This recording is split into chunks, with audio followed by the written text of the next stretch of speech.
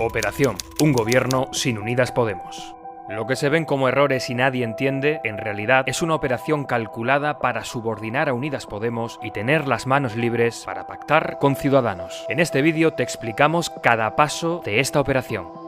Nos remontamos al momento cero, después de la moción de censura donde Pablo Iglesias consigue los apoyos para sacarla adelante y que Pedro Sánchez sea presidente del gobierno, se forma un gobierno en solitario del PSOE en minoría. Ese gobierno a la portuguesa de Sánchez dura solo 8 meses y se demuestra que no da estabilidad. 13 de febrero. Esta opción fracasa cuando los socios de la moción de censura, como Esquerra Republicana de Cataluña, en la primera votación importante, tumban los presupuestos generales del Estado.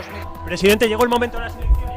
15 de febrero, Pedro Sánchez convoca elecciones anticipadas aprovechando el miedo a Vox que se había generado después de los resultados en las elecciones andaluzas. 28 de abril, el miedo a Vox hace que el voto útil vaya al PSOE y gana las elecciones. Pese a esto, queda muy lejos de la mayoría absoluta. 7 de mayo, Pedro Sánchez se compromete con Pablo Iglesias a formar un gobierno de coalición en una reunión privada en Moncloa y le pide que espere a después de las elecciones autonómicas y municipales para negociarlo. Pablo Iglesias respeta lo que le pide Sánchez y sale a los medios. Nos hemos puesto de acuerdo hoy es en que vamos a trabajar para ponernos de acuerdo. 11 de junio. Termina las elecciones y Sánchez en otra reunión en Moncloa dice que ya no quiere una coalición, que lo que había prometido ya no lo va a cumplir. Mes de julio, Pedro Sánchez se pasa 85 días sin moverse y sin sentarse a negociar con Pablo Iglesias. Mientras pide a Unidas Podemos un gobierno en solitario del PSOE, busca un pacto con Partido Popular y Ciudadanos. Gobierno a la portuguesa, gobierno de cooperación, son sinónimos de gobierno en solitario, sin Unidas Podemos. ¿Para qué? Para tener las manos libres para jugar a dos bandas, aprobar algunas leyes con Unidas Podemos y al mismo tiempo poder llegar a acuerdos de leyes con Ciudadanos, aprobar la reforma laboral, la mochila austríaca para acabar con las pensiones y una batería de recortes ante la posible recesión económica que los mercados anuncian.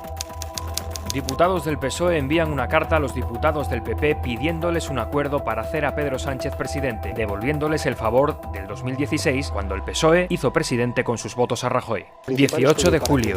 A 4 días del pleno de investidura sucede un giro inédito. Pedro Sánchez veta en televisión a Pablo Iglesias. Después de los ataques para destruirlo que se habían conocido de las cloacas policiales y mediáticas y después de que le votaran casi 4 millones de personas, la respuesta de Sánchez es: no defiende la democracia. 19 de julio, 24 horas después, Pablo Iglesias, en un gesto que sorprende a todo el mundo, responde: He estado reflexionando en estos días y no voy a ser la excusa para que el PSOE evite ese gobierno de coalición. El PSOE se queda sin capacidad de reacción y se ve obligado a tener que negociar en 72 horas un gobierno con Unidas Podemos. 24 de julio, a menos de 24 horas de la segunda votación de investidura, desde el despacho de Carmen Calvo, filtran un documento manipulado para que las sugerencias iniciales de Unidas Podemos pareciesen exigencias de última hora. Intentan estallar las conversaciones. 25 de julio, en un intento de salvar la investidura, Pablo Iglesias hace una última oferta frente a todos. Denunciamos al Ministerio de Trabajo si ustedes... Pedro Sánchez vuelve a rechazarla, haciendo caer la investidura. Unidas Podemos se abstiene como señal de continuar con las negociaciones. Mes de agosto. Pedro Sánchez comienza las reuniones para hacer su programa electoral y se va a Doñana de vacaciones, más de un mes sin llamar a Pablo Iglesias, mientras sus ministros siguen buscando el pacto con Ciudadanos y Partido Popular. 20 de agosto. Ante la inacción de Pedro Sánchez, Unidas Podemos trabajó en una propuesta de 120 páginas para retomar el diálogo y con 4 alternativas para un gobierno de coalición que evitara la repetición electoral. Se la presenta al PSOE. Ni 3 horas tardó Sánchez para cerrar la puerta y descartar un gobierno de coalición. 3 de septiembre, Pedro Sánchez, sin llamar durante todo agosto a nadie, vuelve de vacaciones y hace una presentación de su programa en un acto electoral.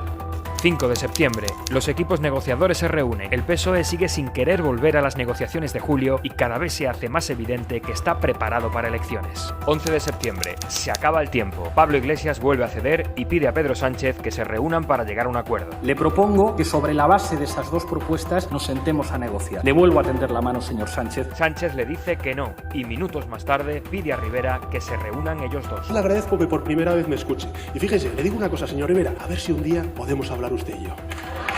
12 de septiembre, mientras Pedro Sánchez está pensando en decirle al rey que convoque elecciones, Pablo Iglesias lo llama y le hace una nueva propuesta. ¿Qué es lo que estamos pidiendo nosotros? Una oportunidad a Pedro Sánchez para intentar demostrar que la coalición puede ser buena para España. Pedro Sánchez tarda tan solo 10 segundos en decirle que no. Y hay una pregunta para la que nadie encuentra respuesta y que Pedro Sánchez no aclara porque evita las preguntas de los periodistas. ¿Por qué el PSOE no quiere retomar las negociaciones donde se quedaron en julio? Muchos piensan que la respuesta es que Pedro Sánchez nunca ha querido un acuerdo con Unidas Podemos y está esperando a que Ciudadanos, después de repetir las elecciones, no tenga más remedio que firmar un acuerdo como en 2016.